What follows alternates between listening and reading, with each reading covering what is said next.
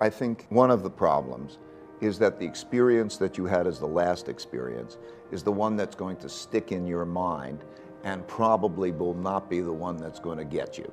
So that the next experience will be very, very different. I know my parents went through the Great Depression, and then they missed out on the boom because they were always thinking about that. And so I think that what they need to do is see all of those crises. That's why you can see inflationary ones and see all of those, and once you get that perspective, I would say three things to your generation, okay? Three recommendations. The first recommendation is to think about your savings and how much money do you have for savings. And the best way to think about that is to think, how much money do I spend each month? And how much money do I have saved so that how many months am I going to be okay without that? And to value savings, right? And calculate it, because savings in that is freedom and security, and think about what that is. So that's the first. How much do I have for that? The second thing is, how do I save well? What should I put my saving in?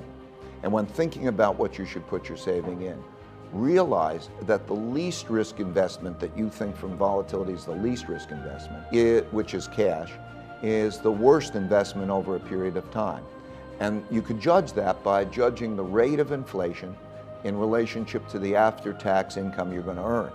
So if you have an inflation rate that's 2 or 3% and you're earning 1%, and you have to pay taxes on that 1% or the 1 or 2% that you're going to get, you're going to get taxed essentially at 2% a year, and that's going to be a problem. So you have to move into assets that are other assets that are going to do better over a period of time. And when you do that, the most important thing I can convey to you is to diversify well, because I can guarantee you that one of those assets, and you won't be able to pick the right one, will be disastrous in your lifetime, that you will lose half of that savings if you're in the wrong one, and you won't know what the right one is. And so pick different countries, pick different asset classes, and I could probably take too long explaining how you might do that. But so that would be the second thing to learn. First thing is think about how to save. Be cautious about debt. When you're thinking about debt, think about, is that debt going to help my savings, or is it going to produce an income? Sometimes debt, like buying a house or buying an apartment or buying an asset, it produces forced savings. Forced savings is a good thing. Or if you're taking on debt and you're thinking, am I going to have that debt in an asset?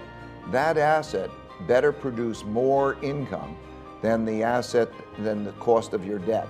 If you're using debt for consumption, that's not a good thing to do. Okay, you're giving up that safety.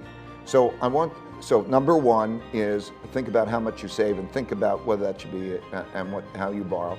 And number three, do the opposite of what your instincts are.